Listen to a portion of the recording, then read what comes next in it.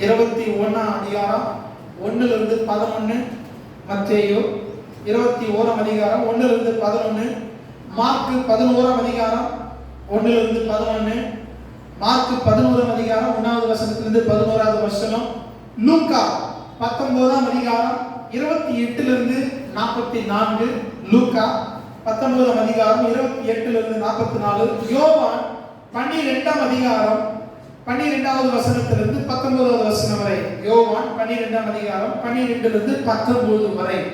இந்த 4 சுவிசேஷ புத்தகங்களிலும் இயேசுவானவர் எருசலேமை நோக்கி போகிற பிரயாணத்தில் இந்த கழுதை குட்டியின் மேல ஏறி போகிற பவனி வருகிற அந்த சமூகத்தை குறித்து நம்மளால என்ன செய்ய முடியும்? வாசிக்க முடியும். அப்ப இயேசு போகும் பொழுது அந்த கழுதை குட்டியை எப்படி செலக்ட் பண்ணுவாங்களா? ஒருவரும் ஒரு காலம் ஏறினாத ஒரு கழுதை குட்டி, குறிப்பாக இருவழி சந்தியிலே கட்டப்பட்டிருந்த ஒரு கழுதை. ஹல்லேலூயா. அந்த கழுதை ஃபுல் மேட்டர் நம்ம பார்க்கல. இருவழியில கட்டப்பட்டிருந்த ஒரு கழுதை. ஒரு ஊருக்கு போகும்போது 2 வழி இருந்தா நம்ம எந்த வழியில போகணுன்றது நமக்கு கொஞ்சம் கேள்விக்குறி என்ன செஞ்சிடும். ஒன்று என்ன செய்வோம், எதனா போர்டு வச்சிருக்கிறாங்களா, அந்த ஊருக்கு போவதற்கு எது ஷார்ட்னு செய்வோம், எது ரொம்ப கிட்ட. ரெண்டாவது, ரோடு நல்லா இருந்தா என்ன செய்யணும், வழியில ஏதாவது பள்ளம் குழி ரோடு பேத்துட்டு இருப்பாங்க, குண்டு குழிமாக நல்ல ரோடு எது. அதுக்காக நம்ம என்ன செய்வோம், யாருன்னா வரவங்க ஐயா இந்த ஊருக்கு போனோம், எந்த வழியில போனா நல்லதுன்னு சொல்லி என்ன செய்வோம், கேட்போம் பண்ணிக்கலாம்.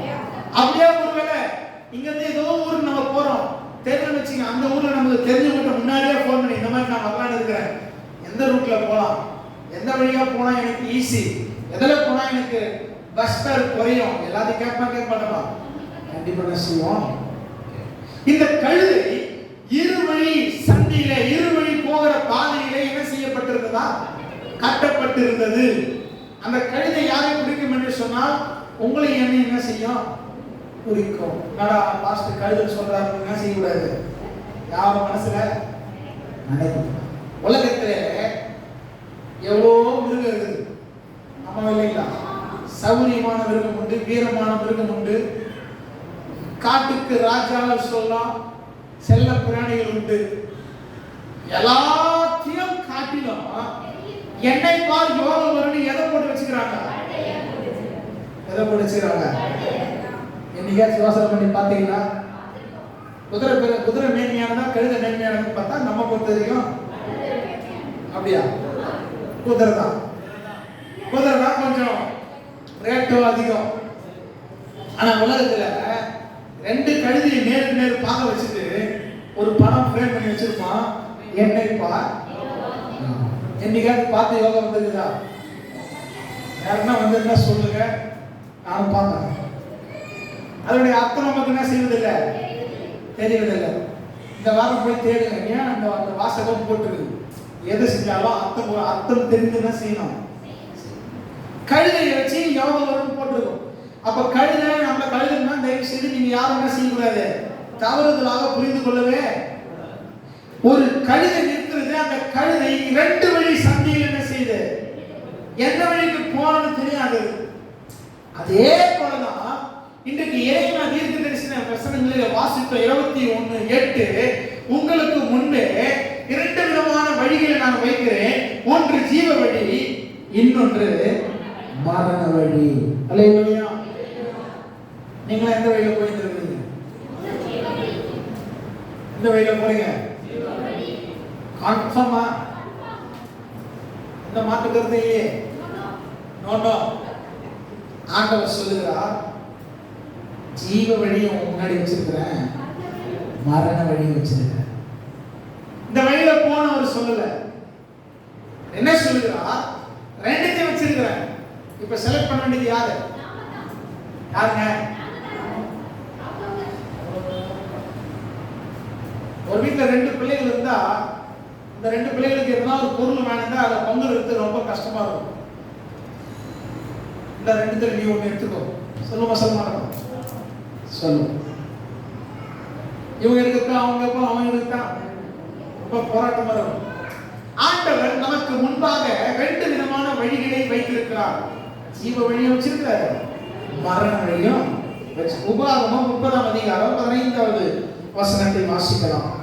உபாகமம் 30:15. இதோ ஜீவனையும் நன்மையும் மரணத்தையும் தீமையும் இன்று உனக்கு முன் என்ன செய்கிறேன்? வைத்தேன்.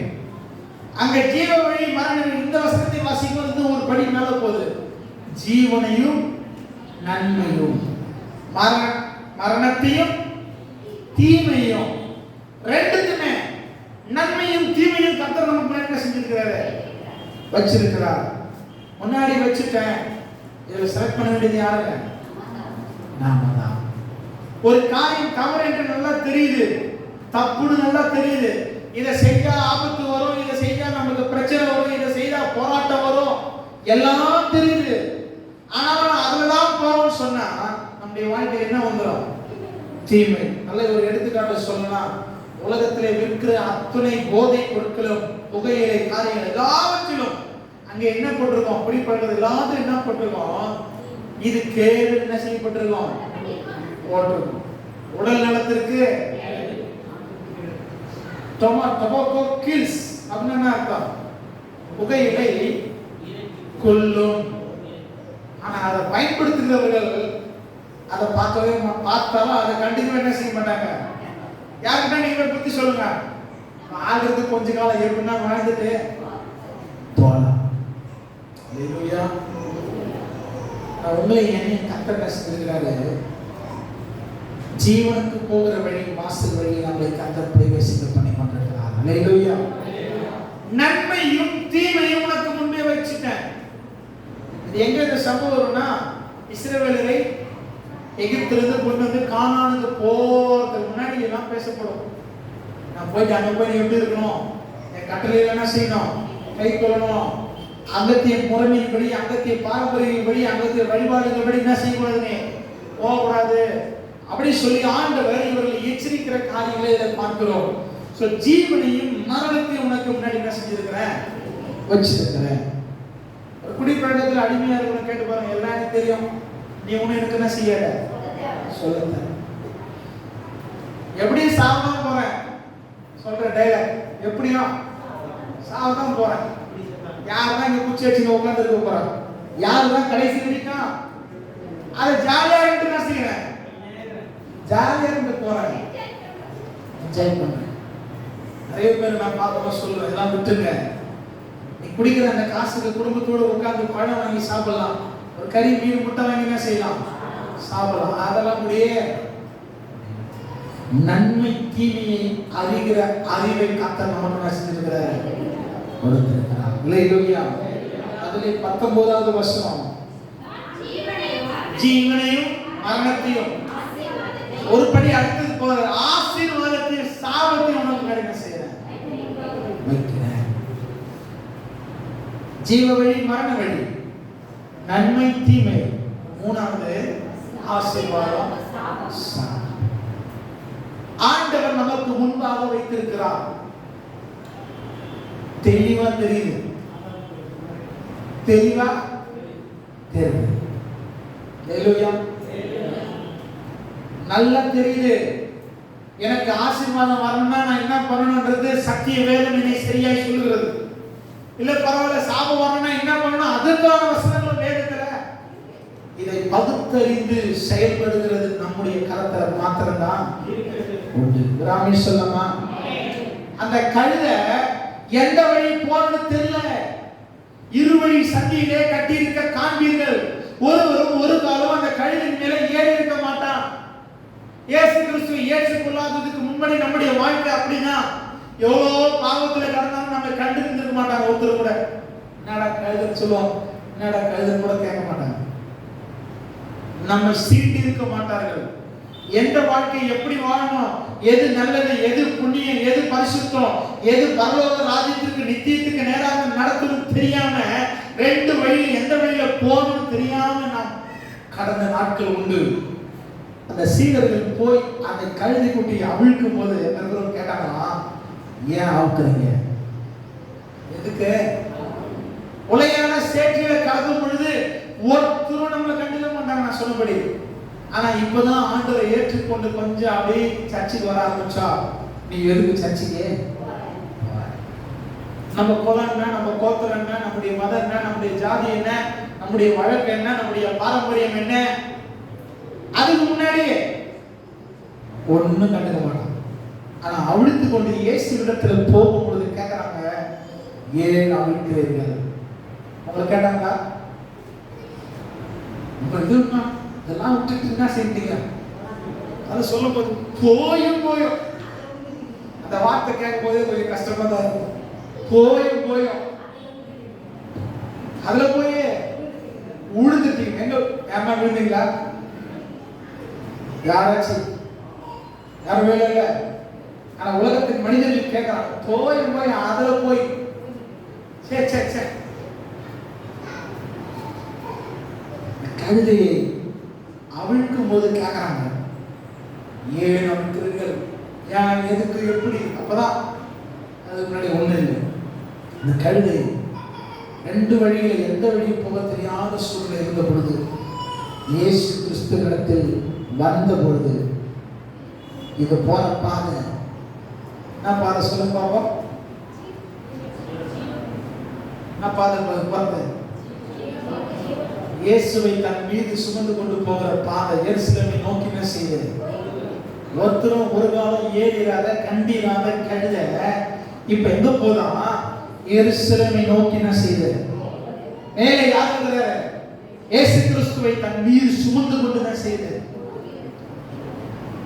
போகும்போது முன் நடப்பாரும் பின் நடப்பாரும் கர்த்தருடைய நாமத்தினாலே வருகிறவர் ஸ்தோத்திரிக்கப்படத்தக்கவர் என்று சொல்லி யாருக்கு முன்னாடி? இப்போ இயேசு கிறிஸ்துக்கு முன்னாடியும் சுமக்கிற கழுதைக்கு முன்னாடியும் அதுக்கு முன்னாடி தான் போட்டாங்களா? அந்த வசனம் தெரியாது அவங்களுக்கு. என்ன போட்டாங்க? தங்கள் வஸ்திரங்களை என்ன போட்டாங்கன்னா கீழே பிரிச்சாங்க. மரக்கிளைகள் வெட்டி முன்னாடி அழகா போட்டாங்க. ஹல்லேலூயா. இயேசு வந்த பிறகு அந்த கழுதை வாழ்க்கை என்ன செஞ்சுங்க? மாறிச்சு. உங்க வாழ்க்கை கூட என்ன செய்யும்? ராமன் சொல்லலாமா? அதுக்கு முன்னாடி ஒருத்தரும் கண்டுல. இப்ப எல்லாருடைய பார்வை எது மேல? ஆண்டவர் மேல வந்துச்சு. சுமக்கிற கழுது மேலயும். இயேசு பிரயாணம் பண்ணது ரெண்டு தான். இயேசு டிராவல் பண்ணது ஒண்ணு படகு, ரெண்டு கழுதை. வேற எதெல்லாம் பிரயாணம் பண்ணிக்கிறாரா? சிங்கத்தின் மேல போனாரா? கரடி மேல? ஒண்ணும் கிடையாது. உலகத்திலே பலவிதமான வாகனங்கள் பலவிதமான தெய்வங்களுக்கு உண்டு. ஆனா ஆண்டவருக்கு கிடைச்சதோ கழுதைதான். அந்த கழுதையை போல நாம கூட அவரை நம் மீது நசிக்கணும், சுமந்து கொண்டு போக வேண்டும். ஹல்லேலூயா. அப்போ ரெண்டு வழி, ஜீவ வழி, மரண வழி, நன்மையின் வழி, தீமையின் வழி, ஆசீர்வாதத்தின் வழி, சாபத்தின் வழி உங்களுக்கு முன்னாடி கர்த்தர் செஞ்சிருக்கிறாரு. ஹல்லேலூயா. பக்கத்துல உள்ள பார்த்துட்டு எந்த வழி உங்களுக்கு பிடிச்சிருக்கீங்க?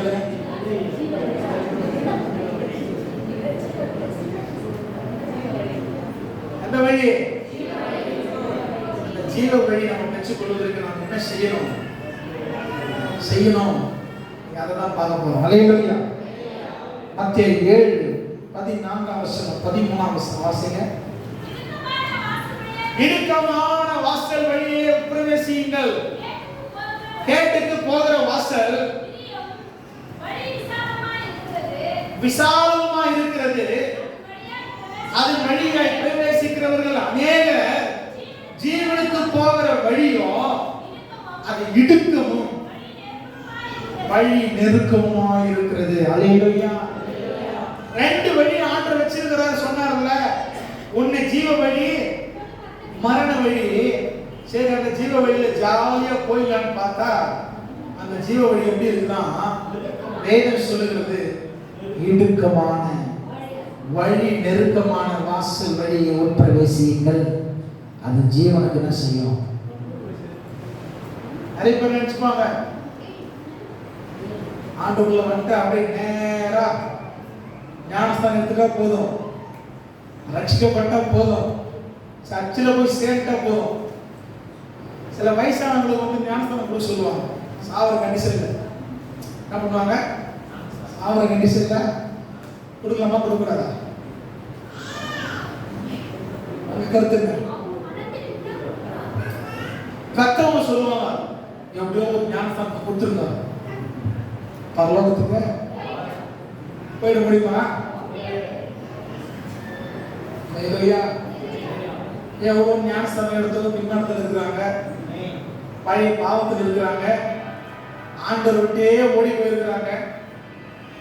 ஞானஸ்தானம் அவசியம்தான். அதையும் தாண்டி பரிசுத்தமுள்ள வாழ்க்கை என்ன செய்யணும்? நிலைச்சு நிற்கிற வாழ்க்கை என்ன செய்யணும்? கடைசி வரைக்கும் நிலைத்திருக்கிற ஒரு வாழ்க்கை நமக்கு அவசியம். அநேக ஞானஸ்தானத்தை எடுத்துட்டா போதும் நினைச்சுக்கிறோம், அல்ல.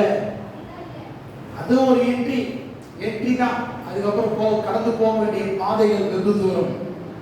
அப்ப ஜீவனுக்கு போகிற வாசல் எப்படி இருக்கும்? இடுக்கமான வாசல், நெருக்கமான வாசல், குறுகின வாசல். எதை குறிக்கிறது? அந்த ஜீவனுக்கு போற வாழ்க்கை பயணம் ரொம்ப இடுக்கம் நிறைந்ததா என்ன செய்யும்? காணப்படும். திருவண்ணாமலையில ஒரு டெம்பிள் இருக்குது, சொல்லுவாங்க என்ன டெம்பிள்? அது உள்ள போனோம்னா ஒரு ஆள் தான் போக முடியும், படுத்து அப்படியே கஷ்டப்பட்டு என்ன செய்யணும். அது பாவம், அதில் போயிட்டாங்கன்னு வச்சுங்க, நல்லபடியா போயிட்டா பிரச்சனை இல்லை. மாட்டிங்கன்னா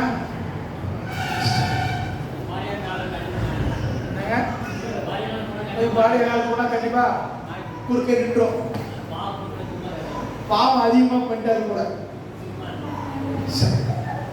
ஆண்டவர் சொல்லுகிறார், இடுக்கமான வாசல் வழியை நீங்க என்ன செய்யணும்? பிரவேசிக்கணும். கிறிஸ்துவ வாழ்க்கை என்பது பாடுகள் நிறைந்த வாழ்க்கை தான், கஷ்டங்கள் நிறைந்த வாழ்க்கை தான். ஆமாவா இல்லையா? அதெல்லாம் தாண்டி போனாதான் பரலோக ராஜ்யத்துக்கு. நிறைய பேர் கேட்பாங்க, உலகத்தை மாறுற மாதிரி என்னால வாழ முடியலையே, என் உடலை நான் வெறுக்கிறேனே, என்னுடைய ஆசா பாசங்கள்லாம் நான் வெறுக்கிறேனே. எல்லாருக்கும் ஆசை இருக்குதே இல்லையா? உலகத்துல வாழ்ற ஜனங்களை போல வாழணும்னு ஒரு ஆசை நமக்கு எப்பயாவது ஒரு சூழ்நிலையில வருமா வராதா? வருமா வராதா? ஆனா அதையும் தாண்டி நம்ம என்ன செய்யறோம்? வாழணும். அதை வகுத்து அதை போராடி மேற்கொண்டு எல்லாருக்கும் தான் ஆசை, ஜாலியா சுத்தறாங்க, எல்லாருக்கும் தான் ஆசை. ஆனா கிறிஸ்துவ வாழ்க்கை இடுக்கமான வாசல் வழியே பிரவேசிப்பது. கேட்டுக்கு போகிற வாசல் விசாலமா இருந்தான். அதுல பாத்தீங்கன்னா அச்சிட்டு போ ஜனம் போயே இருப்பாங்க. அது மரணத்துக்கு நேராக போகும். இடுக்கமான வாசல் வழியை பிரவேசிக்க. அதிலே பிரவேசிக்கிறவங்க எத்தனை பேரா? கொஞ்சம் பேர் தான். நிறைய பேர் என்ன செய்ய மாட்டாங்க. இது கல்யாணத்துல ஒரு 10,000 பேர் இருப்பான்னு வச்சுக்கோங்க, பேச்சு சொல்றேன். 10,000 பேர் இருப்பாங்களா பாப்புலேஷன்? 10,000 அங்கே என்ன போர்டில் எழுதிருக்கோம், போய் பாருங்க. அறிவிப்பு பலகன் போட்டிருக்கோம், போய் பார்த்துட்டு யாருன்னா ஒருத்தர் எனக்காக பார்த்துட்டு சொல்லுங்க, சரிங்களா? கண்டிப்பாக இருக்கும். ஒவ்வொரு ஊர்லேயும் அறிவிப்பு பலகன் இருக்கும். போய் என்ன பண்ணுங்க, உங்கள் ஊரில் என்னென்ன அறிவிப்பு பலகை எழுதியதோ ஆண்கள் பெண்கள் எல்லாம் போட்டிருக்கோம். போய் அவங்களுக்காக ஜெபம் பண்ணுங்க. ஆண்டவரே, நான் மட்டும் ரட்சிக்கப்பட்டா போதாது, எழுதிருக்கிறாங்க, அவ்வளோ பேர் இருக்கிறாங்க, அவ்வளோ பேர் என்ன செய்யணும்? அவ்வளோ ஜனம் இருக்குது. அத்தனை பேர் போகிற பாதை விசாலமான பாதை. ஆனா கிறிஸ்தவர்கள் எண்ணிக்கையோ சொற்பம். கிறிஸ்துவை பின்பற்றுவனுடைய எண்ணிக்கையோ சொற்பம்.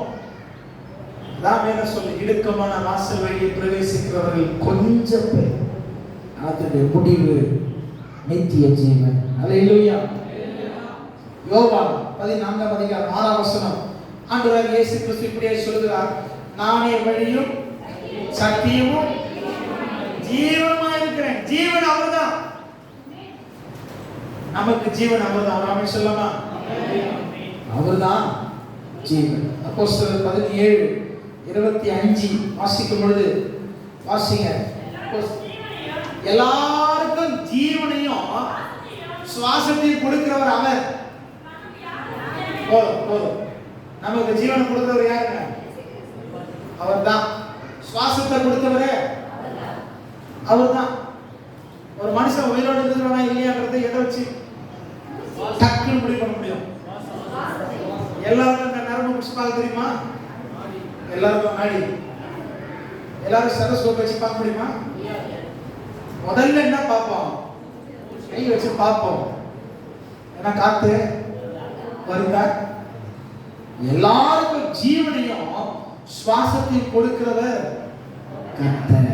அல்லேலூயா. அவர் சொல்றாரு, நான் தான் என் வழி, நான் தான் என் சத்தியம், நான் தான் ஜீவன். என்னாலுக்கு ஒருவரும் முடியாது, போக முடியாது. 2 தீமோத்தேயு 1:10, எபிரேயர் 4:12, யோவான் 6:63 வாசிங்க. 2 தீமோத்தேயு 1:10, எபிரேயர் 4:12, யோவான் 6:. தேவனுடைய வார்த்தையானது ஜீவனம் வல்லமை உள்ளது. போதும். தேவ வார்த்தையில ஒரு ஜீவன் இருக்குது. உங்க வாழ்க்கையில நீங்க ஜீவ பாதையில சரியா போகணும்னு ஆசைப்பட்டீங்கன்னா நம்பர் 1 பாயிண்ட், அவர் தான் ஜீவன்றது நம்ம ஒவ்வொரு நாளும் என்ன செய்யணும்? சொல்லணும். ஆண்டவர் தான், நீ தான் வழி, நீ தான் சத்தியம், இதுதான் என் ஜீவன். 2வது, அவருடைய வார்த்தையை அதிகமாக என்ன செய்யணும்? வாசிக்கணும், அதை தியானம் பண்ணணும், அதன்படி என்ன செய்யணும்? தேவனுடைய வார்த்தையானது ஜீவனாயும் வல்லமை உள்ளதாயும் இருக்கிறது. பக்கத்து வாசிக்கிறோம். இருபுறமும் கருக்குள்ள பட்டயம். தேவ வார்த்தைனா அது பட்டயம் மாதிரி. பட்டயம் பார்த்துருக்கீங்களா? கத்தி, பெரிய கத்தி. அதுவும் இருபுறமும் எப்படி இருக்குமா? கருக்குள்ள பட்டயம், ஷார்ப் எட்ஜ், 2 sided sharp அப்படி சொல்லுவாங்க ஆங்கிலத்தில். 2 பக்கமும் ஷார்ப்பா இருக்கும். அது நம்மை ஜெனிப்பிக்கும். அந்த வார்த்தை நமக்கு பலனை கொடுக்கும். அந்த வார்த்தை நமக்கு என்ன செய்யும்? ஜீவனை. யோவான் 6:63 வாசிக்கும் பொழுது வாசிங்க. யோவான், ஆவியை உயிர்ப்பிக்கிறது, ஒன்றுக்கு உதவாது. நான் உங்களுக்கு சொல்லுகிற வசனங்கள் ஆவியாயும் ஜீவனாயும்.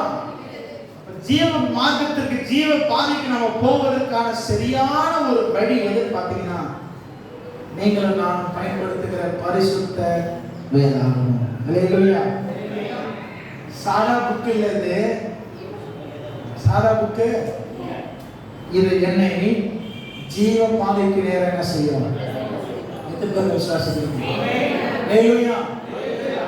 நீங்களும் நானும் கையில் வச்சிருக்கிறது நம்மை ஜீவ பாதைக்கு கொண்டு போவதற்கான வழியை சொல்லுகிற சத்திய வசனம். ஜீவ பாதைக்கு நம்ம போனோம்னா இந்த வசனத்தின்படி படிச்சு, இதன்படி நடந்து, இதன்படி வாழ்ந்தா போதும். ஜீவ பாதைக்கு நம்ம என்ன செய்யலாம்? போகக்கூடாது. கணவன் மனைவியோட சண்டை வரும்போது சண்டையை சரி பண்றதுக்கு வசனம் இதுல இருக்குது. மாமியார் மருமகளுக்கு சண்டை வரும்போது, அக்கா தங்கச்சி சண்டை வரும்போது, அண்ணன் தம்பி சண்டை வரும்போது, யார்கிட்ட சண்டை வந்தாலும் சரி, எந்த பிரச்சனை வந்தாலும் சரி, எப்பேற்பட்ட போராட்டம், அந்த போராட்டங்களிலே, பிரச்சனைகளிலே, சண்டைகளிலிருந்து விடுதலை பெறுவதற்கு இந்த சத்திய வார்த்தைகள் ஏதுவா இருக்கிறது. அல்லேலூயா. ஆமாவா இல்லைங்களா? அப்போ ஜீவ பாதையில நாம் போவதற்கு கர்த்தருடைய வசனம் தான் ரொம்ப ரொம்ப முக்கியம். அது மாத்திரமல்ல, எடுத்து வாசிக்கலாம். ரோமர் 8:6 அடுத்த பாயிண்ட், 3வது பாயிண்ட். ரோமர் 8:6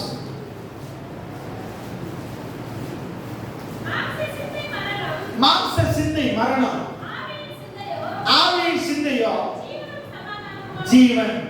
நமக்குள்ள என்ன சிந்தை இருக்கணும்? ஆவியின் சிந்தை இருக்கணும். மாம்ச சிந்தை செய்யக்கூடாது, வரக்கூடாது. சாமுவேல் தீர்க்கதரிசி தாவீதை அபிஷேகம் பண்ணும்படி என்ன செய்றாரு? போறாரா இல்லையா? தாவீதுடைய தகப்பனிட்ட போய் கேட்கிறார், இந்த மாதிரி நான் வீட்டுக்கு விருந்துக்கு வரேன், உன் பிள்ளையில ஒரு பிள்ளை என்ன செய்ய போறேன்? அபிஷேகம் பண்ண போறேன். ஒவ்வொருத்தரா கூப்பிடுறாரு. சாமுவேலுக்கு மனசுல ஒரு எண்ணம், இவன் நல்லா கடகாத்தமா இருக்கிறான், ஒருவேளை இவனா இருக்குமா? இவன் அழகா இருக்கிறான், இவனா இருக்குமா? இவன் உயரமா இருக்கிறான், இவனா இருக்குமா? இவன் நல்ல ஞானம் நிறைந்தவனா இருக்கிற, இவனா இருக்குமா? ஆண்டவர் சொல்லுவார், மனிதன் பார்க்கிறபடி பார்க்கிறவர், மனிதனோ முகத்தை பார்க்கிறார், கர்த்தரோ இருதயங்களை பார்க்கிறவர். அல்லேலூயா. மாம்ச சிந்தை இல்ல, ஆவியின் சிந்தனை உங்களுக்கு என்ன செய்யணும்? சாமுவேலுக்கு இருந்ததெல்லாம் பாத்தீங்கன்னா அவருடைய வெளிப்புற தோற்றத்தை பார்க்கிற எண்ணம், அவருடைய அழகை பார்க்கிற எண்ணம், உயரத்தை பார்க்கணும், டக்குனு இருந்து அபிஷேகம் பண்ணணும்னு நினைக்கிறார். ஆண்டவர் சொல்றாரு, இல்ல இல்ல இல்ல இல்ல. ஈசா கிட்ட கேட்கிறாங்க, உங்களுக்கு வேற என்ன குமார் இருக்குங்களா? எத்தனை பேர் ஈசாய்க்கு? 8 7 பேர் அடிச்சுட்டாங்க. இல்ல இல்ல இல்ல. செல்பாவமா ஆகாதா சாமுவேலுக்கு? ஆண்டவர் சொல்றாரு, இது அவசரப்படாத. ஈசா கிட்ட கேட்கிறான், உனக்கு வேற என்ன பிள்ளை இருக்குதா? ஆமாங்க, அது ஒரு பையன் வா, ஆட்டுக்கார பையங்க. ஆட்டு பிரவேசத்தின் பையன் என்ன செய்வாரு? அதெல்லாம் வாசிக்கணும், பாட்டு பாடிக்கணும் இருப்பார். யார் சொல்றது? தகப்பன் பார்வை வேறுவா இருக்குது. சரி, போய் கூட்டினா வருமே பாப்பமே என்று போய் கூட்டினா கர்த்தர் சொல்வார், எழுந்து அவன் தலையின் மேலே எண்ணெய் வார்த்து அபிஷேகம் பண்ணு. அல்லேலூயா. சிந்தை எப்படி பாருங்க. நம்முடைய வாழ்க்கையில கூட மாம்ச சிந்தை இருந்தா ஜீவனுக்கு என்ன செய்யாது? ஆவியின் சிந்தை உள்ளவர்களாய் நம்ம என்ன செய்யணும்? ஆவியின் சிந்தை உள்ளவர்களாய் நாம் மாற வேண்டும். மனுஷன் பார்க்கிற மாதிரி பார்க்க கூடாது. ஆண்டவரை எப்படி பார்ப்பார்ன்ற எண்ணம் நமக்குள்ள என்ன செய்யணும்? வரணும். ஆவியின் சிந்தை நமக்கு ஜீவன் பாதை என்ன செய்யும்? அடுத்த பாயிண்ட், சங்கீதம் 133ல 3, 1 யோவான் 3ஆம் அதிகாரம் 14ஆம் வசனம். சங்கீதம் 133ல 3, எர்மோன் மேலும் சீயோன் பர்வதத்தின் மேலும் ஒப்பாய் இருக்கிறது. கர்த்தர் என்றென்றைக்கும் ஆசீர்வாதத்தையும் ஜீவனை என்ன செய்வாரு? எங்க? அப்படியா? எங்க ஆசீர்வாதம், எங்க ஜீவன்? சொல்லுங்க பாப்போம். எங்க ஆசீர்வாதம், எங்க ஜீவன்? அதான் எங்க? அங்கே. அங்கேன்னு போட்டுருக்கேன் இல்லையா? எங்கே? 1வது வசனம், இதோ சகோதரர்கள் ஒருமித்து வாசம் பண்ணுது. எத்தனை நன்மை. அப்படியே சொல்லணும் பார்த்தா அங்கதான் ஆண்டவர் தருவாரா? ஜீவனையும். நம்ம ஜீவ பாதைக்கு போனோம்னா சகோதரரோட ஒருமித்து நம்ம என்ன செய்யணும்? வாசம். 1 யோவான் 3:14 வாசிக்கும்.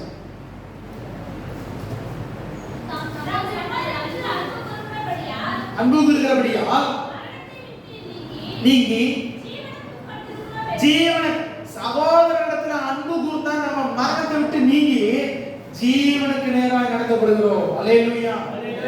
அப்ப சகோதர சிநேகம் எவ்வளவு முக்கியம் என்பதை என்ன செய்யக்கூடாது? மறந்துவிட. சகோதர சிநேகத்தை ரொம்ப முக்கியம். அடுத்த பாயிண்ட், நீதிமொழிகள் 6ஆம் அதிகாரம் 23வது வசனம். நீதிமொழிகள் 10:17 வாசி.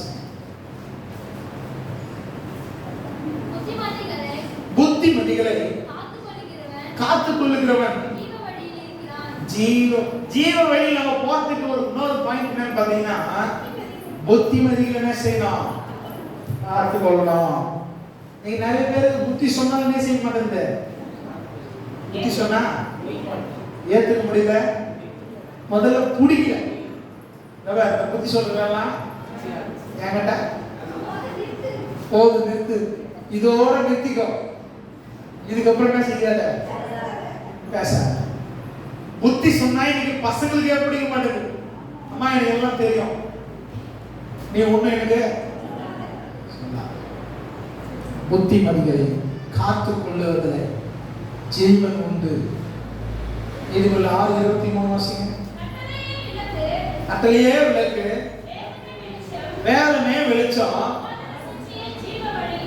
எது ஜீவ வழியா? போதக சிச்சை. சிச்சை என்னங்க? கண்டிக்கிறது. போதக சிச்சையே ஜீவ வழி. போதகம் பண்றதுல சிச்சை வந்துச்சுன்னு வச்சுக்கங்க, சரியா போச்சு, அவ்வளவுதான். அடுத்த வாரம் சர்ச்சுக்கு அம்மாவா அம்மாவா நான் பைபிள் லீக்ல 5 நாள் வகுப்பு 2 மாசத்துக்கு ஒரு வாட்டி போவேன். 2 மாசத்துக்கு ஒரு வாட்டி பைபிள் லீக்ல திருச்சிக்கு பைபிள் ஸ்டடி சம்பந்தமா ஒரு வருஷம் போனேன். அங்கே வந்து ஆதாம் என்று சொல்லி ஒரு மூத்த ஊழியக்காரர் கிளாஸ் எடுக்கிறவர். அவர் தான் அந்த நிறுவனத்தினுடைய பொறுப்பாளர், தலைவர். அவர் தான். அவர் என்ன செஞ்சாரு, ஒரு கிளாஸ் எடுக்கிறாரு. அப்போ வாய் வச்சு சும்மா இருக்கக்கூடாதா, யாரையோ கேள்வி கேட்டார். அவங்க வந்து ஒரு இலங்கையிலிருந்து வந்திருக்கிற அகதி. அந்த அகதி முகாமில் இருந்து அவங்க என்ன செஞ்சாங்கன்னா அந்த கிளாஸுக்கு வந்து கலந்து கொண்டாங்க. என்ன போல அவங்க ஒரு மாணவி, அவங்க கல்யாணம் ஆயிடுச்சு அவங்களுக்கு. அப்போ என்ன ஆயிப்போச்சு, அவங்க ஏதோ ஒன்று கேட்டார் பாருங்க. அவங்க பதில் சொல்றதுக்குள்ள நான் என்ன பண்ணேன், ஐயா அவங்களுக்கு ஏதோ நான் சொல்லிட்டேன், சரியா போச்சு, அவ்வளோதான். எல்லாரும் எதிரிலும் திட்டாரு. எல்லாரும் எதிரியும் நீ வாதியாரா நான் வாதியாரா எனக்கு தெரியாதா அப்படின்னு ஒரு மாதிரியா சொல்லிட்டாரு. எனக்கு ரொம்ப இன்சல்ட்டாகவும் போயிடுச்சு, கஷ்டமும் ஆயிடுச்சு. ஆனாலும் மனசுக்குள்ள ஒரு கண்ணீர் மனசுல வெளியே எழுத முடியாத. அப்புறம் யோசனை பண்ண, ரூம்ல போயிட்டு உட்காந்து யோசனை பண்ணேன். என்னை திட்டாரு. எல்லாரும் எதிரில் என்ன செஞ்சாரு, யோசனை பண்ணி இருந்தேன். அன்னைக்கு நாளை முடிஞ்சது, மறுநாள் முடிஞ்சது. அவர் பார்க்கவே இல்லை, அவர் பேசவே இல்லை, அவரும் என்ன பார்க்கல.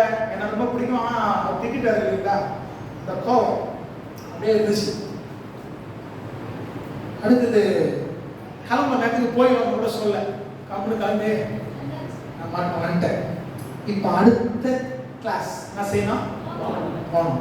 போய் எங்க நிற்கணும், அவருக்கு முன்னாடி தான் ஆதாம் அவர் பேர். போக வேணாமான்னு யோசனை பண்ண, திட்டாரு, எல்லாரும் முன்னாடி திட்டாரு. ஆனா தவறு என் பேர்ல தான். அம்மா இல்லைங்களா, நான் வந்து அந்த இடத்துல என்ன செஞ்சிடக்கூடாது, உண்மையை நடந்த பேசி இருக்கக்கூடாது. 100% தவறு என் பேர் தான். ஆனா நான் பேசுறதுலயும் ஒரு கருத்தும் ஒரு நியாயமும் என் பார்வையில அந்த அந்த அவங்களுக்கு ஏதோ ஒன்று தெரியாது, ஆனா நான் சொல்லிட்டேன். அந்த கருத்து வந்து உண்டுதான். அடுத்த கிளாஸுக்கு நான் போனோம். மனசுக்குள்ளே ஒரு எண்ணம், போனா திரும்ப என்ன சொல்லுவார் தெரியல, போர்த்தா இல்லையானோ தெரியல. நேரா கலைக்கு போயிட்டு அவரை போய் பார்க்கணும். நான் வந்துட்டேன்றது அவர்கிட்ட என்ன செய்யணும் சொல்லணும். ரூம்ல இருக்கிறார். நேரா போனோம், ஐயா சோதரன் ஐயா அப்படின்னு ஒரு வார்த்தை சொன்னாரு. நீ வரமாட்டேன்னு நினைச்சேன், நான் திட்டின திட்டுக்கே வரமாட்டேன்னு நினைச்சேன். ஆனா நீ வந்துட்ட, கட்டி பிடிச்சி நான் திட்டினது தப்புன்னு நீ சொன்ன. நீ பேசுனது தப்பு தான், நான் எல்லாரும் எதிலையும் நான் உன்னை திட்டினது தப்புதான் சொல்லிட்டு அன்னிலிருந்தே அவனால தனியே ஒரு பாசம் மரியாதை. ஏதோ ஒரு ஹோம்ஒர்க் ஒன்று கொடுத்துருந்தாங்க, அந்த ஹோம்ஒர்க்கையும் ஒரு செய்தி எதுவுமே கொடுத்தேன். நீ வரவே மாட்டேன்னு நினைச்சேன், வந்துட்ட, நான் சொன்ன ஹோம்ஒர்க்கையும் எழுதிட்டு சொல்லி ஹல்லேலூயா. சிக்ஷையை நம்ம தவற என்ன செஞ்சு கூடாதுங்க. இன்னைக்கு உணர்ந்தேன், ஒருவேளை நான் கோபம் இருந்தா எனக்கு கஷ்டமா, அவருக்கு கஷ்டமா, எனக்கு தான் கஷ்டம். அது அருமையான பாடங்கள் நல்லா எடுப்பாங்க, டீச்சிங் அவ்வளோ அருமையா இருக்கும். தங்குற வசதி, சாப்பிட்ற வசதி எல்லாம் சிறப்பாக இருக்கும். ரைஸில் முடிச்சு ஒரு சர்டிஃபிகேட் வாங்க முடிக்காத விஷயம். அந்த போதகர் திட்டும் பொழுது ஒரு நிமிஷம் இருக்காது, யார் என்ன திட்டுறது சொல்றதுக்கு அப்படிமா முடியாது. நான் பேசல, ஆனா மனசுல அவ்வளோ வேலை இருந்துச்சு, அவ்வளோ கோவம் இருந்துச்சு. எப்படியான திட்டலாம். ஆனா அடுத்த முறை கொஞ்சம் கேப் போட்ட பிறகு நானே போய், ஐயா என்ன மன்னிச்சிருக்க, நான் பேசினது அவரு சொன்னார், நான் திட்டினது. போதக சிக்ஷை நாம் என்ன செய்யக்கூடாது, ஜீவ வழி அதை அற்பமாய், போதக சிக்ஷையை அற்பமாய் என்ன செய்யக்கூடாதுங்க. வசனத்தின் மூலமாய் ஆண்டவர் யாரை கொண்டாலும் பேசுவார். காலையில சொன்னான், பீலையாம கிட்ட பேசுறது கழுதுதான். பேசுறது அவன் என்ன பண்ணணும் தெரியுமா? கத்தி எடுத்து நீயா புத்தி சொல்லணும், வெட்டி போட்டுக்கணும். அவன் இல்லைங்களா?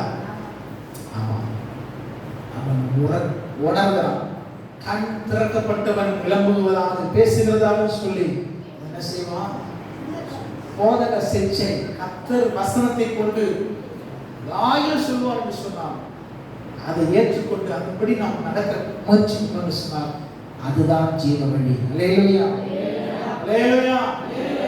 எந்த ஒரு மாணவன் வாத்தியார்கிட்ட நிறைய திட்டு வாங்குறானோ நம்ம என்ன சொல்லுவோம்? இந்த வாத்தியாருக்கு அவனுக்கு ஆவாது போல. 1 2 சாம திட்டம் மக்கு பண்றாங்க. எல்லாம் அல்ல, திட்ட அவன் திருத்தி கொள்வான் என்று சொன்னான். அவன் ஒரு சிறந்த மாணவனாக செய்வான். அல்லேலூயா, அல்லேலூயா. போதக சிக்ஷை ஜீவ வழிக்கு நேர என்ன செய்யும்? புத்திமதிகளை காத்துக் கொள்ளுதல் ஜீவ வழிக்கு நேர நம்மளால செய்யும். நீதிமொழியில் 11:19 21 வாசிக்கும். நீதி ஜீவனுக்கு ஏதுவான். நம்ம நீதி உள்ளவர்களாய் வாழும்போது நீதியானது நம்ம ஜீவனுக்கு நேராக என்ன செய்யும்? நடத்தும். அல்லேலூயா, ஆமா இல்லைங்களா? சொல்லுவாங்க, யார் பண்ண புண்ணியமோ தெரியல, யார் பண்ண அவனை வந்து காத்து வச்சுப்பான், நான் செத்து விட்டுருப்பான். யார் பண்ண புண்ணியமோ தெரியல, இன்னைக்கு அவன் என்ன பண்ணிச்சு? காத்துன்னு சொல்லுவான். 21 வாசிங்க.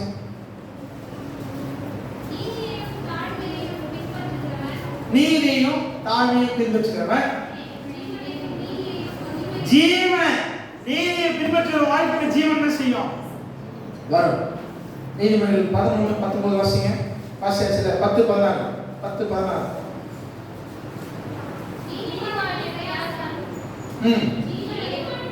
நீதிமானா நம்ம எவ்வளவோ பிரயாசப்பட்டாலும் அந்த பிரயாசம் ஜீவனுக்கு நேராக நம்ம என்ன செய்யும்?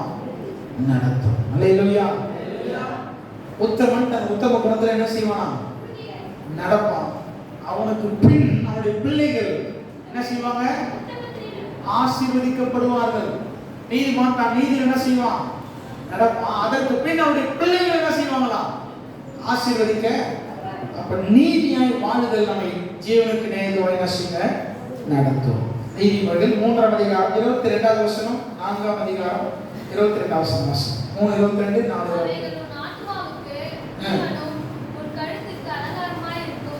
4:22 வாசிங்க. ஜீவன், அது உனக்கு ஜீவன், அது உனக்கு ஜீவன். இந்த 2 வசனத்திலே ஏதோ ஒண்ணு நமக்கு என்ன பண்ணுது? ஜீவன் பண்ணுது இல்லைங்களா? அது உன் ஜீவன், அது உனக்கு எது? சொல்லு பாப்பா. அந்த வசனத்தை முன்னாடி படிச்சு வார்த்தைகளை கவனி. கர்த்தருடைய வார்த்தைகளை கவனிக்கணும். 20வது வசனத்திலிருந்து வாசிக்கணும். 2 அதிகாரமே 20லிருந்து வாசிச்சீங்கன்னா எது நமக்கு ஜீவன் கொடுக்குமா? ஞானம், ஆலோசனை, புத்தி, கர்த்தருடைய வார்த்தை நம்மளை ஜீவனுக்கு நேராக என்ன செய்யணும்? நடத்தும். நான் ஆரம்பத்தில் சொன்னேன், உலகத்துல குடிப்பழக்கத்தில் இருக்கிறவங்க, புகையிலை பழக்கத்தில் இருக்கிறவங்க எல்லாம் ஞானம் இருந்தா இல்லைங்களா? தெரியும், நல்லாவே இது பயன்படுத்தும் பொழுது, இதை குடிக்கும் பொழுது, இதை என்னுடைய வாழ்க்கையில நான் செயல்படுத்தும் போது இது என்னை பிரச்சனைக்கு கொண்டு போய் என்ன செய்யும்? விடும். இன்னைக்கு திரைப்படங்களிலே சில நடிகர்கள் என்ன பண்றாங்க? சிகரெட் பிடிக்கிற மாதிரி, மது வருகிற மாதிரி சில நடிகர்கள் என்ன செய்யறாங்க? சில நடிகர்ல கவசி எல்லாரும் என்ன பண்றாங்க? காட்டுறாங்க. அதுக்கு ஒரு கேஸ் போட்டாங்க. இந்த மாதிரி அவர் பண்றதுனால தான் இவங்க என்ன செய்யறாங்க? ஒரு பிரசித்தி பெற்ற ஒரு நடிகர் இப்படி சிகரெட் எடுத்து போட்டு குடிக்கிறேன்னு வச்சுங்க, அவரை ஃபாலோ பண்றோம், அதெல்லாம் ட்ரை பண்ணி என்ன செய்வான்? அதுக்கு தான் இப்ப என்ன பண்றாங்க? திரைப்படம் ஆரம்பிக்கும் பொழுது இந்த வாசகம் போட்டுருவாங்க. அந்த சீன் வரும்போது கீழே அந்த வாசகம் என்ன செய்யும்? உடல் வந்திருக்கு, கேளு கேளு, நான் போறதெல்லாம் போட்டுறேன், நீ பண்றத ஞானம் இருக்கணும் நமக்கு. கேளு தெரியுது, அழிவுன்னு தெரியுது. அதற்குரிய ஞானத்தை பெற்றவர்கள் அந்த ஞானத்தின்படி செயல்பட்டார். அந்த அழிவுல என்ன செய்யலாம்? வெளியே அங்க போவாதப்பா, பெரிய மொழி இருக்குது, இது அறிந்து கொள்ளுதல் ஞானம். இந்த புத்தி நமக்கு யாரோ ஒருத்தர் சொல்றான்னு வச்சுக்க, அந்த புத்தி மதியில நம்ம என்ன செய்யணும்? காத்துக்கணும். சரி ரைட்டு, ஏதோ சொல்றாங்க, நம்ம போகும்போது தான் நமக்கு அந்த அறிவு என்ன செய்யாது. இதை தெரிஞ்சுக்கணும், ஆகட்டும் அதுவா நானா பாத்திரம் போய் இறங்கணும். நாங்க அம்மா போயிட்டு மாட்டோம். ஜீவ வழிக்கு போவதற்கு கர்த்தர் நல்ல ஞானத்தை நமக்கு என்ன செஞ்சிருக்காரு? கொடுத்திருக்காரு. புத்திய, நல்ல ஆலோசனைகளை, அவருடைய வசனங்களினால, வார்த்தைகளினால, கற்பனைகளினால அநேக காரியங்களை கர்த்தர் நமக்கு கொடுத்திருக்கிறார். அந்த கற்பனை கட்டளைப்படி நாம் நடக்கும்போது ஜீவ வழிக்கு நேரம் நம்ம என்ன செய்யலாம்? கடைசியில் வாசிக்கலாம். ரொம்ப முக்கியமான ஒரு வசனம், நீதிமொழிகள் 18:21 வாசிக்கலாம்.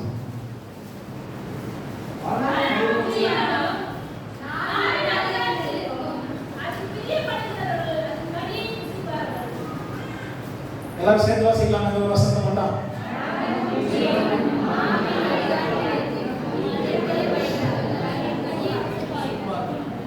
இதோ மரணத்தையும் ஜீவனையும் நமக்கு முன்னாடி வச்சிருக்கணும் சொன்னாரு. ஆசீர்வாதத்தையும் சாபத்தையும் வச்சுக்கிறோம்னு சொன்னாரு. நன்மையும் தீமையும் வச்சுக்கிறேன்னு சொன்னாரு. இந்த வசனத்துல சொல்றாரு, மரணமும் ஜீவனும் நாவின் அதிகாரத்தில். அப்படின்னு என்ன? யாரோட கெட்ட நோராலதான் நோர் என்ன? வார்த்தை, நாக்கு. மரணமும் ஜீவனும் நாவினுடைய அதிகாரத்தில் உண்டு. எப்படிங்க பாஸ்டர் நீங்க கேட்கலாம்? பேச வேண்டிய இடத்துல பேசக்கூடாத இடத்துல, எந்த இடத்துல எதை பேசணுமோ அதை தான் பேசணும். அதை தாண்டி வேற என்ன செய்யக்கூடாது. அப்ப மரணமும் ஜீவனும் முழுக்க முழுக்க இந்த வசனத்தின் அடிப்படையில் நம்முடைய அர்த்தம் நாக்கு இல்லை, நம்ம நாட்டின் அதிகாரத்துல. அதை விரும்புகிறவர்கள் அதின் பலனை, ஜீவனை விரும்பி ஜீவ வார்த்தைகளை, நல்ல வார்த்தைகளை பேசினா ஜீவனம், மரணத்தை விரும்பி மரணத்திற்கு ஏதுவான பாவத்திற்கு ஏற்பான வார்த்தைகளை பேசினா அந்த பலனை நமக்கு என்ன செஞ்சிடும்? வந்து சேர்க்கிறோம். நிறைய பேருடைய வாழ்க்கையில கெட்டு போனதுக்கு முக்கியமான ஒரு காரியம் என்னன்னு பாத்தீங்கன்னா பேச்சு ரொம்ப ரொம்ப முக்கியம். எப்படி பேசணும், என்ன பேசணுன்றதுக்கு வேதம் நிறைய காரியங்களை சொல்லுகிறது. நம்ம இல்லைங்களா? இந்த அதிகாரத்தை கர்த்தர் நம்ம நாக்குகிட்ட கொடுத்திருக்கிறார். யாக்கோபுல வாசிக்கும் போது நாவும் என்ன சொல்லப்பட்டிருக்குது? யாக்கோபுல நாவும் நெருப்புதான். நாவு நெருப்பா? யார் நாக்கா நெருப்பா இருக்கிற சொல்லுங்க பாப்போம். வேற சொல்லுது நெருப்புதான், நாவும் நெருப்புதான். நாக்குல என்ன வச்சுக்கிறேன்னு சொல்லுவாங்க உலகத்துல. என்ன வச்சிருப்பாங்க சொல்லுங்க? நாக்குல விஷம் வச்சுக்கிறாயா? நம்ம இல்லையா? நாவும் நெருப்பு தான். ஒரு சின்ன தீயானது எப்படி முழு காட்டையும் கொளுத்தி தீர்க்கிறதோ அதே போல நாவு ஒரு மனுஷனுடைய எடுத்துக்கலாம். யாக்கோபு 3:3 எடுக்கணும். ஒரு மனுஷனால கூடாது. அது எது அடங்காது? நாக்கு சொல்லும் போது அந்த வாய் மட்டும் அடங்கவே அடங்காது. நம்ம பேசுறதுக்கு எதுங்க காரணம்? வாயா நாக்கா? எது காரணம்? முக்கியமா நாக்குதான் ரொம்ப முக்கியம். நாக்கு பாருங்க, மாடிக்கடி பேசி பாருங்க, முடியாது சரியா? கையில பிடிச்சிட்டு பேசி பாருங்க. வீட்டில் போய் ட்ரை பண்ணி யாரும் ட்ரை பண்ணாதீங்க. சரி, நாவு அடங்காதது. பல்லாம் கொள்ளுது. விஷம் நிறைஞ்சிருப்பதான் சொன்னேன். அது என்ன விஷமா? சாவுக்கு ஏதுவான விஷம் நிறைந்தது.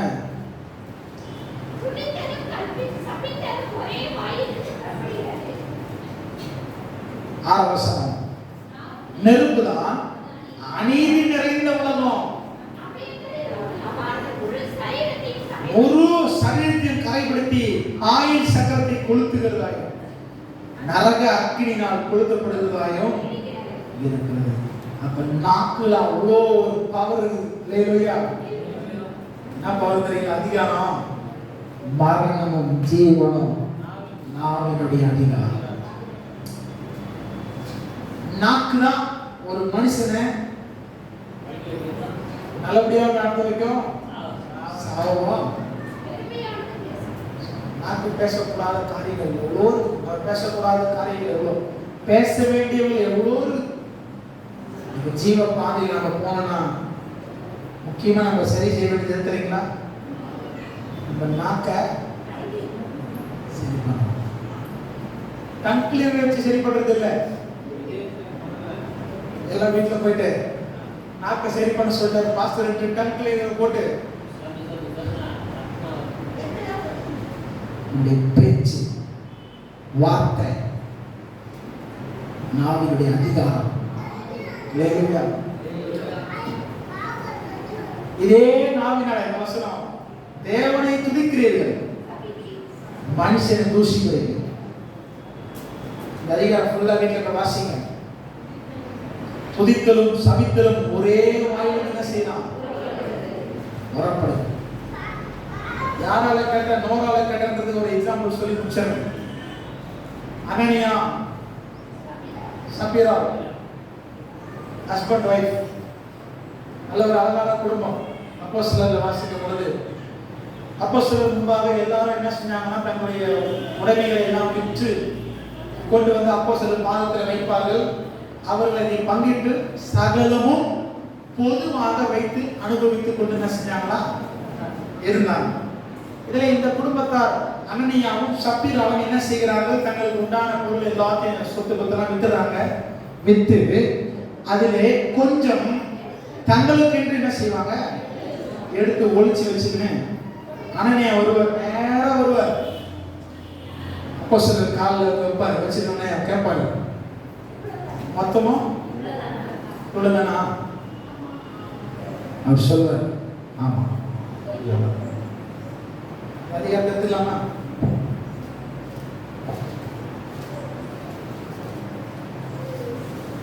அஞ்சாம் அதிகாரம்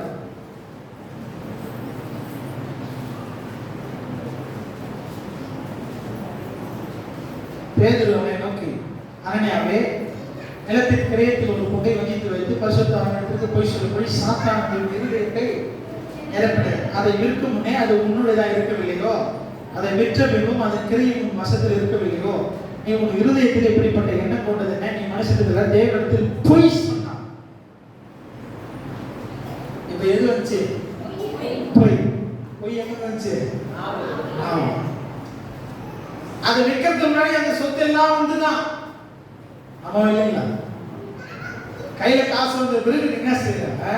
ஒரு பங்கு எடுத்து வஞ்சித்து வச்சு மீதியானதை கொண்டு வந்து என்ன செய்யறாங்க? கொடுக்கும்போது நீ யாருக்கு விரோதமாய் பாவம் செய்கிறாய்? பரிசுத்த ஆவியானவருக்கு விரோதமாக என்ன செய்யற? செஞ்சதுனால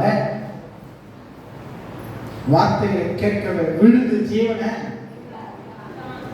செத்துட்டாங்க. ஜீவ பாதையில போல மரண பாதையில. இது தெரியாது அவங்க வீட்டம்மாவுக்கு. யாருக்கு? சப்பீராவு. என்ன நடக்குதுன்னு அவங்க மட்டும் ஜாலியாக வராங்க.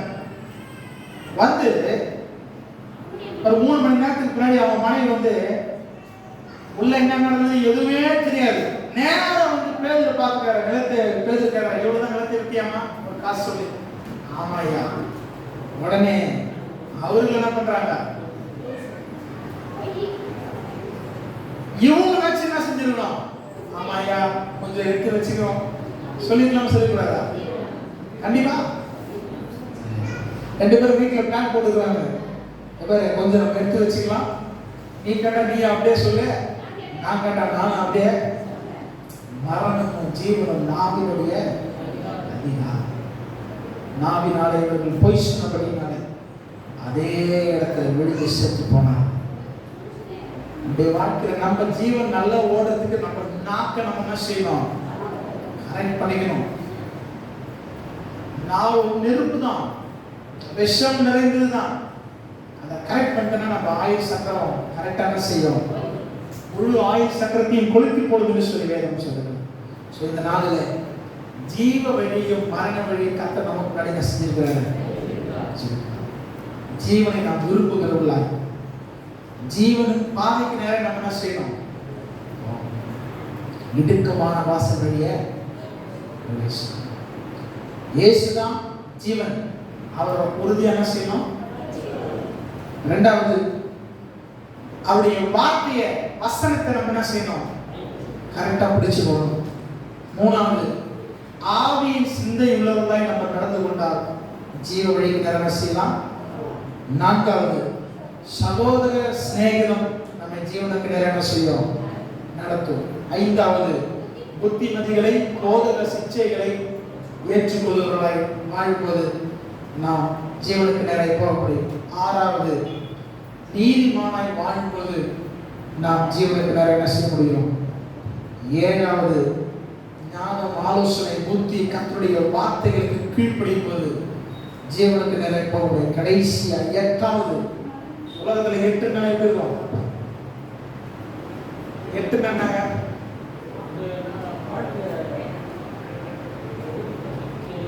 8 நாள் நிறைய பேர் என்ன செய்வாங்க? குடிக்க 8ஆம் தேதி ஒன்றும் பண்ண மாட்டாங்க. 8ன்னு நம்பர் போட்ட வீட்டை கூட வர மாட்டாங்க. 8வது பிறகு பேரு சுத்தம். 8வது பிறந்தவங்க வீட்டுக்கு முன்னாடி வீடு கூட என்ன செய்ய மாட்டாங்க? கட்ட மாட்டாங்க. இன்னைக்கு நான் பிளான் பண்ணல. 8வது பாயிண்ட் சொல்லப்படுகிறது, மரணமும் ஜீவனும் நாவினுடைய. அதை விரும்புகிறவர்கள் அதன் பலனை கனிகளை.